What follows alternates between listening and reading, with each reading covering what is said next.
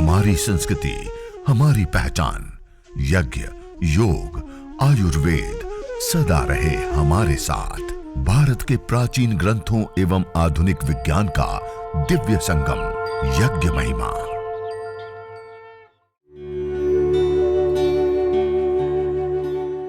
भारतीय संस्कृति में यज्ञ, योग एवं आयुर्वेद जैसी अमूल्य विद्याएं हैं, जिसका मूल है वेद।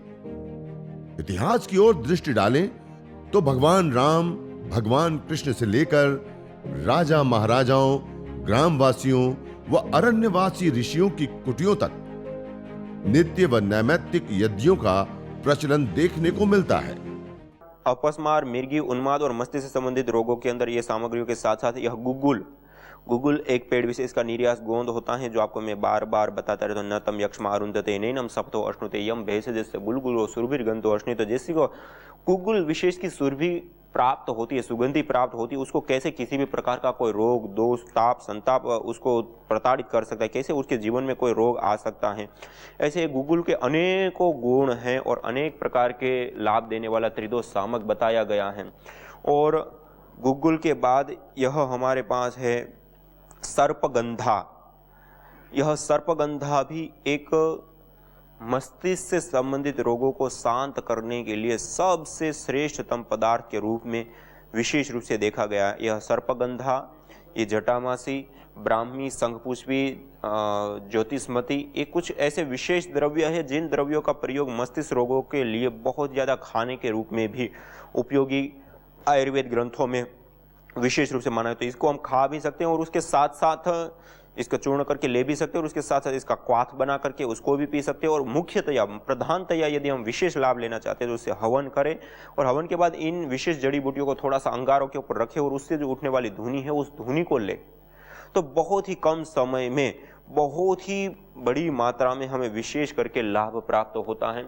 इसी प्रकार कपूर, कपूर भी एक प्रकार का सुगंधित द्रव्य होता है, सुगंधित पदार्थ होता है। ये अभी इसी कपूर का यह ढेले होते हैं और उसको एक टिकिया का रूप दे देते हैं। तो ये हमने प्रीमियर कपूर के नाम से भी पूरे पतंजलि परिवार की और आस्था पूजा में यह सब जगह पे पूरे भारतवर्ष में उपलब्ध है, तो उसको भी आप ले सकते हैं। तो ये प्रीमियर कपूर, ये भी बहुत ही ज़्यादा सुगंधित भी होता है, सुरभि देने वाला भी होता है और उसके साथ साथ रोग निवारक गुणों से भी विशेष रूप से युक्त होता है, मिर्गी आदि के लिए लाभकारी होता है।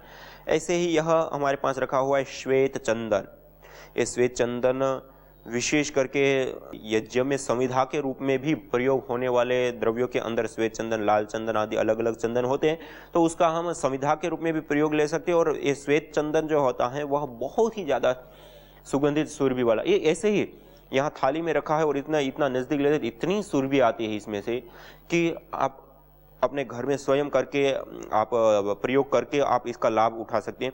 इसको संविधा के रूप में भी प्रयोग लेते हैं और हवन सामग्री में भी मिलाते हैं उससे भी। और दूसरा, जब आप अपने घर को पूरा महक से युक्त करना चाहते हैं तो आप इस चंदन की इतनी छोटी सी लकड़ी को आप अंगारों के ऊपर रख दीजिए। जैसे आप अंगारों में जो धुनी उठेगी ऐसी धुनी की सुगंध आएगी कि लगेगा कि कहीं हमारे घर में ही चंदन का पेड़ लगा हो और उसकी सुरभि आ रही हो। इतनी सुरभि सुगंधी से युक्त होता है। और ये जब इसके अंदर विशेष प्रकार के कंपोनेंट्स होते हैं और उस कंपोनेंट्स को वो एरोमेटिक ऑयल्स मानी उड़नशील जो तेल होते हैं वो वायुभूत कर देते हैं, तो इसको सोमनस्यकारी कहा गया है। इसमें जो विशेष करके द्रव्य पाए जाते हैं वह द्रव्य सोमनस्यकारी होते हैं, मन को आह्लादित करने वाले, मन को शांत करने वाले होते हैं। ये विशेष द्रव्य हार्मोन्स के माध्यम से भी हमारी चिकित्सा करने में बहुत ही ज़्यादा लाभकारी उपयोगी होता है। और ये तो आप सभी लोग जानते हैं, बहुत सारे घरों में इसका प्रयोग तो विशेष रूप से किया ही जाता है। इसको बोलते हैं पिपली, छोटी पिपली जिसको बोलते हैं। ये पिपली बहुत ही ज़्यादा आप सब लोग जानते हैं तिक्त कटु पदार्थ के अंदर आयुर्वेद में अर्थात कटु अर्थात तीखे जो पदार्थ कहे जाते हैं उसके अंदर आते हैं, जैसे काली मिर्च। ऐसे ही यह पिपली का भी अपना एक विशेष गुण होता है। काली मिर्च, पिपली और सौंठ जिसको हम अदरक बोलते हैं उसको सुखा करके उसका पाउडर, इसको त्रिकटु बोलते हैं। 3 कटु रस अर्थात 3 तीखे रसों का जो सम्मिश्रण है वो अनेक प्रकार के कफज रोगों की शांति के लिए और अनेक प्रकार के अलग अलग रोगों की निवृत्ति के लिए बहुत ही ज़्यादा उपयोगी होता है। तो यह पिपली, और पिपली के बाद है यह तालिस पत्र। यह तालिस पत्र भी मस्तिष्क से संबंधित रोगों के लिए बहुत ही ज़्यादा लाभकारी, उपयुक्त, उपयोगी और विशेष करके पहाड़ी क्षेत्रों में इसके पेड़ पाए जाते हैं तालिस पत्र के। और यह इसकी भी इतनी दूर है तब भी इसकी एक विशेष सुर भी आ रही है, एक सुगंधी आती है इस द्रव्य के अंदर। तो ये तालिस पत्र भी इसी प्रकार से यह मेरे पास रखा हुआ है वच। इसको गुड़वच भी बोलते हैं, घुड़वच भी बोलते हैं, जो अलग अलग भाषाओं में अलग अलग जगहों पे ये जड़ होती हैं, एक प्रकार की जड़ के अंदर ये होती हैं। और यह वच विशेष करके भूतोन्माद आदि जो कहे जाते हैं या अपस्मार, मिर्गी से लेकर के जो मस्तिष्क से संबंधित हर रोग के लिए रामबाण औषधि के रूप में इसको बताया गया है। और विशेष करके आयुर्वेद ग्रंथों में हम देखें तो इस वच की धुनी बैक्टीरिया आदि को, हमने भी यहाँ जब पतंजलि योगपीठ में अलग अलग अनुसंधान जो हम यज्ञ को लेकर के कर रहे हैं उसमें इस वच की धुनी का जब हमने प्रयोग किया तो इसकी धुनी जो है सभी प्रकार के जो हानिकारक बैक्टीरिया होते हैं उनको नष्ट करने का कार्य वो बहुत ही भली प्रकार से करती है। और उसके साथ साथ इसकी एक बहुत ही अच्छी एक सुर भी, एक सुगंधी आती है। और उस वायुमंडल में रहने से अनेकों प्रकार के स्वास्थ्य लाभ और मुख्यतया जो हमारे हार्मोन्स का अनबैलेंस है या गुड हार्मोन्स का कम बनना और बैड हार्मोन्स का ज़्यादा बनना, स्ट्रेस, तनाव, चिड़चिड़ापन, डिप्रेशन, उसको दूर करने के लिए इसकी सुर भी बहुत बहुत ज़्यादा लाभकारी, हितकारी, उपयोगी होती हैं वच। और यह हमारे पास पुष्कर मूल जिसको कहते हैं, पोहकर मूल बोलते हैं। और एक शब्द अलग औषधि के रूप में बोला जाता है कूठ। यह कूट के समान सारे, कूट के लगभग सारे औषधीय गुण इसके अंदर पाए जाते हैं। यह जड़ होती हैं और वैसे ये थोड़ी सी बहुत भारी भी, वजनदार भी होती हैं, भारी, वजनदार। और इसके अंदर सीलन की मात्रा भी होती है। जैसे गिलोय को हम रख देते हैं तो सूखती नहीं बिल्कुल, ऐसे ही ये बिल्कुल नहीं सूख जाती, इसके अंदर थोड़ी सीलन की मात्रा हमेशा रहती है। तो ये इसको बोलते हैं पोहकर मूल, पुष्कर मूल। और कूट के नाम पे भी ये चलती है। और कूट के सारे गुण इसके अंदर होते, कूट औषधि अलग है लेकिन उसके सारे के सारे औषधीय तत्व ये होते हैं। और आयुर्वेद ग्रंथों में भी और आयुर्वेद शास्त्रों में भी कूट के अभाव में पुष्कर मूल का प्रयोग और पुष्कर मूल के अभाव में कूट का प्रयोग किया जाता है। तो ये विशेष रूप से मस्तिष्क रोगों को शांत करने के लिए एक विशेष औषधि के रूप में हमारे सामने है।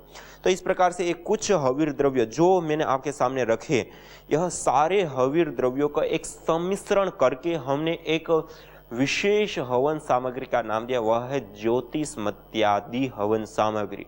और इस ज्योतिषमत्यादि हवन सामग्री, इन सारी जड़ी बूटियों का सम्मिश्रण से युक्त जो सामग्री है, उस ज्योतिषमत्यादि हवन सामग्री से हवन करने से अपस्मार, मिर्गी जिसको बोलते हैं, उन्माद या मस्तिष्क से संबंधित जो भूतोन्माद आदि अलग अलग प्रकार के जो रोग होते हैं, उन रोगों से निजात पाने के लिए, मुक्ति पाने के लिए यह बहुत ही ज़्यादा उपयुक्त और बहुत ही ज़्यादा विशेष करके लाभकारी हवन सामग्री के रूप में आज हमारे सामने यह है। आइए अब ये कुछ तो मैंने अपस्मार, मिर्गी के लिए कुछ हवीर द्रव्यों के बारे में बताया, वो किया। अब हम सब लोग मिल करके यज्ञ करते हैं, हवन करते हैं, अग्निहोत्र करते हैं। यज्ञ, हवन, अग्निहोत्र के लिए आप सभी लोगों ने पहले से ही इस प्रकार से तैयारी कर ली होगी। और आज मैं आपको उस विधि से, जैसे मैं पहले बताता था कि हमें यदि कम से कम समय में, यदि हमारे पास समय नहीं है और फिर भी हमें यज्ञ करना ही एक कर्तव्य है और कर्तव्य के रूप में हमें निभाना है, तो हम कैसे कर सकते हैं। तो उसके लिए आप सभी लोग, जैसे हमने तैयारी कर रखी है, संविधायक काट करके तैयार कर रखा है और ये सब तैयारी करके हमने कंप्लीट रखा है। और इसके बाद आप कपूर की एक टिकिया ले करके और उसको तोड़ करके और उसको वेदी के मध्य में इस प्रकार से संविधाओं के ऊपर और बीच में थोड़ा सा रख देते हैं। और एक दूसरी टिकिया ले करके उस दूसरी टिकिया को श्रू के अंदर इस प्रकार से रख सकते हैं। और 3 बार पहले आचमन, अंग स्पर्श आदि क्रियाएं करते हुए हम आज के इस यज्ञ को प्रारंभ करते हैं। तो आइए सीधा बैठते हुए पहले हम अंग स्पर्श आदि क्रियाएं करेंगे। ओम अमृतोपस्तरणमसे स्वाहा। ओम अमृतापिधानमसे स्वाहा। ओम सत्यम यशः श्रेर्मय श्रेश्रयतां स्वाहा। 3 बार आचमन करने के बाद हस्त प्रक्षालन, हस्त प्रक्षालन करने के बाद बाएं हाथ की अंजलि में जल लेंगे और बाएं हाथ की अंजलि में जल लेने के बाद मध्यमा और अनामिका 2 उंगलियों के माध्यम से जल में स्पर्श करते हुए ओम वांग्म आस्यस्तु, ओम नसोर्मे प्राणोऽस्तु, ओम अक्ष्णोर्मे चक्षुरस्तु, ओम कर्णयोर्मे श्रोत्रमस्तु, ओम बाह्वोर्मे बलमस्तु, ओम ऊर्वोर्म ओजोऽस्तु, ओम अरिष्टानि मिंगानि तनुस्तन्वा में सहसन्तु। ऐसे शरीर के सभी अंगों के ऊपर जल का छिड़काव करके आचमन पात्र को साइड में कर देते हैं। अब हम दीप प्रज्वलन करते हुए आज के इस यज्ञ को प्रारंभ करते हैं और 3 महाव्याहृतियों का उच्चारण करते हुए ओम भूर्भुवः स्वाहा, इस प्रकार से 3 महाव्याहृतियों का उच्चारण करते हुए हमने दीप प्रज्वलन किया। दीप प्रज्वलन करने के बाद शुरू से ओम भूर्भुवः स्वर्योरिव भूम्ना पृथिवीव वरिम्ना तस्या आस्ते पृथिवी देव यजनी पृष्ठे अग्निमन्नादमन्नाद्याया ददे। वेदी के मध्य में कपूर को रख दिया। उसके बाद छोटी सी एक लकड़ी आदि की आवश्यकता, जो भी आवश्यकता पड़े इस अग्नि को प्रदीप्त करने के लिए, वो क्रियाएं की जाती हैं। ओम उद्बुद्ध्य स्वाग्ने प्रतिजागृहे त्वमिष्टापूर्ते सगं सृजेथा मयञ्च अस्मिन् सदस्थे अद्युत्तरस्मिन् विश्वे देवा यजमानश्च सीदत। उसके बाद संविधाओं का आधान करेंगे। ओम अयंत ईध्म आत्मा जातवेदस्तेनेध्यस्वर्धस्व चेद्धवर्धय चास्मान् प्रजया पशुभिर्ब्रह्मवर्चसे नान्नाद्येन समेधय स्वाहा। इदमग्नये जातवेदसे इदन्न मम। ओम समिधाग्निं दुवस्यत घृतेर्बोधयतातिथिं आस्मिन् हव्या जुहोतन सोत्सविद्धाय शोचिषे घृतं तीव्रं जुहोतन अग्नये जातवेदसे स्वाहा। इदमग्नये जातवेदसे इदन्न मम। ओम तन्त्वा समिद्भिरङ्गिरो घृतेन वर्धयामसि बृहच्छोचाय विष्ठ्य स्वाहा। इदमग्नये अंगिरसे इदन्न मम। पंचघृत आहुति प्रदान करेंगे। ओम अयंत एध्म आत्मा जातवेदस्तेनेध्यस्वर्धस्व चेद्धवर्धय चास्मान् प्रजया पशुभिर्ब्रह्मवर्चसे नान्नाद्येन समेधय स्वाहा। इदमग्नये जातवेदसे इदन्न मम। ओम अयंत ईध्म आत्मा जातवेदस्तेनेध्यस्वर्धस्व चेद्धवर्धय चास्मान् प्रजया पशुभिर्ब्रह्मवर्चसे नान्नाद्येन समेधय स्वाहा। इदमग्नये जातवेदसे इदन्न मम। ओम अयंत ईध्म आत्मा जातवेदस्तेनेध्यस्वर्धस्व चेद्धवर्धय चास्मान् प्रजया पशुभिर्ब्रह्मवर्चसे नान्नाद्येन समेधय स्वाहा। इदमग्नये जातवेदसे इदन्न मम। ओम अयंत ईध्म आत्मा जातवेदस्तेनेध्यस्वर्धस्व चेद्धवर्धय चास्मान् प्रजया पशुभिर्ब्रह्मवर्चसे नान्नाद्येन समेधय स्वाहा। इदमग्नये जातवेदसे इदन्न मम। ओम अयंत ईध्म आत्मा जातवेदस्तेनेध्यस्वर्धस्व चेद्धवर्धय चास्मान् प्रजया पशुभिर्ब्रह्मवर्चसे नान्नाद्येन समेधय स्वाहा। इदमग्नये जातवेदसे इदन्न मम। इस प्रकार पंचघृत आहुति प्रदान करके जल सिंचन पूर्व दिशा, पश्चिम दिशा और उत्तर दिशा में। ओम आदितेनुमन्यस्व, ओम अनुमतेनुमन्यस्व, ओम सरस्वत्येनुमन्यस्व, ओम देवसवितः प्रसुवयज्ञं प्रसुवयज्ञपतिं भगाय, दिव्यो गंधर्वः केतपुः केतं नः पुनातु वाचस्पतिर्वाचन्नः स्वदतु। वेदी के चारों दिशाओं में जल सिंचन करके, तो जल सिंचन करने के बाद अब हम आघारावाज्य भाग आहुति प्रदान करेंगे। ओम अग्नये स्वाहा इदम अग्नये इदन्न मम। ओम सोमाय स्वाहा इदं सोमाय इदन्न मम। ओम प्रजापतये स्वाहा इदं प्रजापतये इदन्न मम।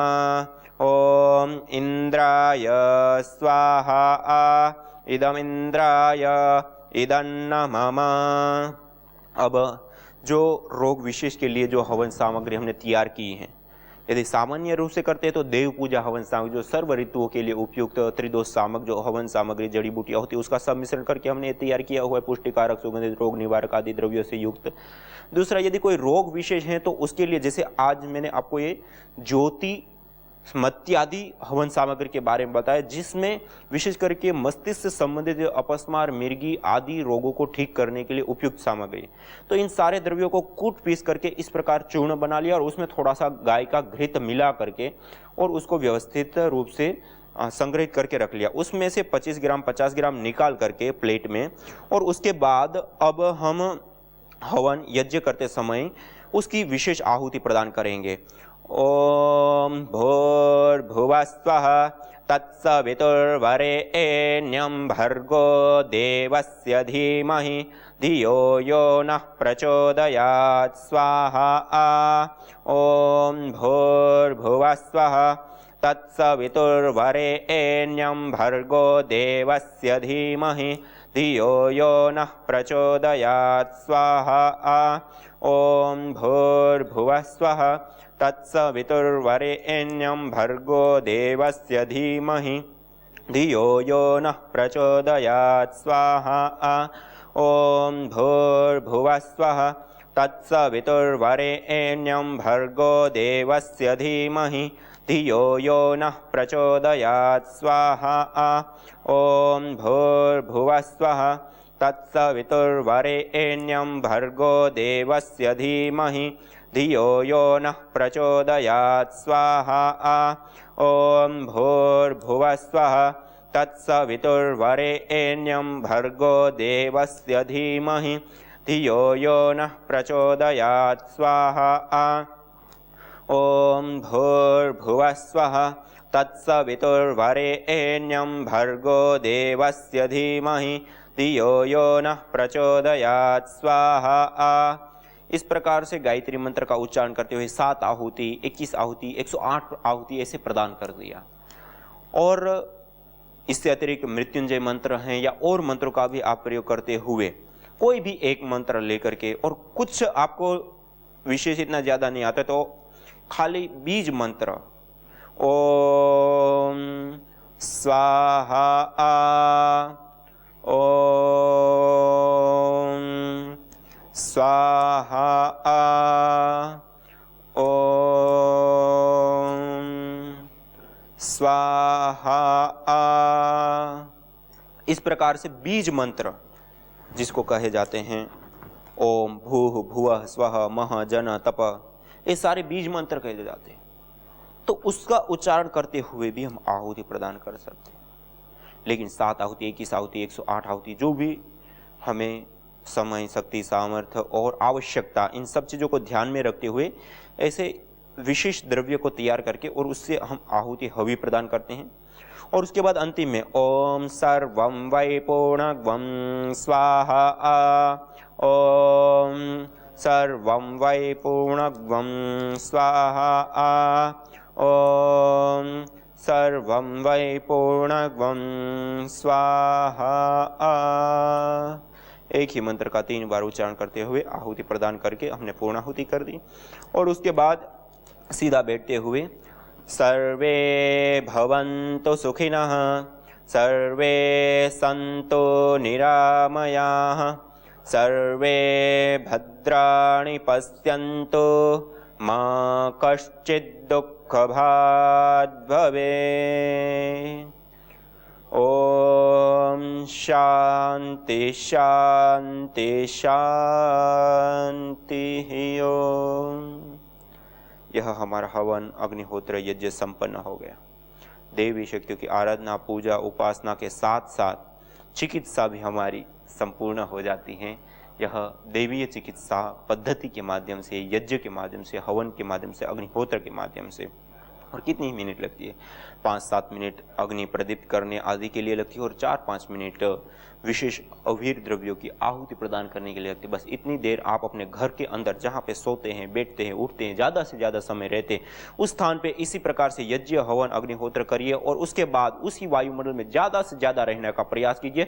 और हो सके तो उस वायुमंडल में रह करके, क्योंकि नैनो हुई हवन सामग्री, जड़ी बूटियाँ या वायुभूत हुई हवन सामग्री, जड़ी बूटियाँ वायुमंडल के अंदर उपस्थित है। अब आप जितना लंबा गहरा श्वास लेंगे, भस्त्रिका, कपालभाति, अनुलोम विलोम, यदि इस योगाभ्यास को, वैसे ही योगाभ्यास से भी सभी प्रकार के रोगों को दूर करने में योग भी सक्षम है। लेकिन उसके साथ साथ यदि रोगानुसार यज्ञ जुड़ जाता है तो जिस इन्वायरमेंट के अंदर हम योगाभ्यास कर रहे हैं, उस इन्वायरमेंट, वायुमंडल के अंदर जो व्याप्त प्रदूषक तत्व हैं वो 2 प्रकार के होते हैं। एक तो माइक्रोबायोलॉजिकल, दूसरा केमिकल प्रदूषण। वो दोनों ही दूर हो जाते हैं। इसके माध्यम से वायुमंडल ऑक्सीजन से भर जाता है, वायुमंडल के अंदर जीवनी शक्ति का संचार हो जाता है, वायुमंडल शुद्ध हो जाता है, पवित्र हो जाता है, सुगंधित हो जाता है, मेडिकेटेड हो जाता है। और उतना ही नहीं, जिस हम यज्ञ करते हैं तो उस स्थान भी देवी शक्तियों से युक्त हो जाता है, वहाँ ऊर्जान्वित वह स्थान बन जाता है।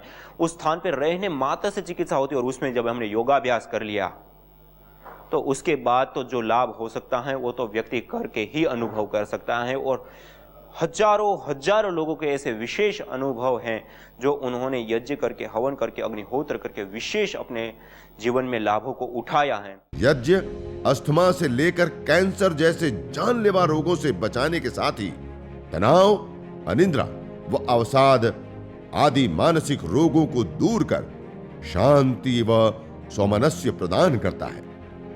यज्ञ से विषैली गैसों में भारी मात्रा में कमी आती है व जानलेवा बैक्टीरिया, वायरस, फंगस आदि नष्ट होते हैं एवं रेडिएशन को भी कम करता है। यज्ञ भूमि की उर्वरा शक्ति एवं फसलों में एक्टिव कंपाउंड को बढ़ाता है तथा रोगों की रोकथाम भी करता है। यज्ञ कृषि से उत्पन्न अन्न, फल आदि उत्तम पोषक तत्वों से युक्त एवं स्वादिष्ट होते हैं। यज्ञ उत्तम वर्षा करने वाला तथा जलाशयों का शोधन करने वाला होता है। यज्ञ जड़ एवं चेतन दोनों में सात्विकता का संचार करता है। यज्ञ जहां भौतिक ऐश्वर्य एवं पुण्यों को प्रदान करता है, वहीं आध्यात्मिक जीवन में मानवीय चेतना का उत्कर्ष करके अतिमानस चेतना की ओर अग्रसर करता है। यज्ञ भारतीय संस्कृति की मुकुट मणि है, प्रतीक है, मूल है। मानव जीवन के हर पहलू के साथ यज्ञ जुड़ा हुआ है। चाहे वह संस्कार, चाहे पूजा पाठ या फिर पर्व से लेकर हर शुभ अशुभ अवसरों में भी यज्ञ करने की सार्वभौमिक, वैज्ञानिक एवं पंथ निरपेक्ष पावनी परंपरा रही है। आइए हम संकल्प लें, संसार के श्रेष्ठतम कर्म यज्ञ को अपनाएं। पिंड और ब्रह्मांड में संतुलन कायम करने वाले यज्ञ को अपने जीवन का अभिन्न अंग बनाएं एवं प्रकृति मां के प्रति अपने ऋणों को अदा करें। विश्व स्वास्थ्य का एक नारा, यज्ञ से होगा जग उजियारा।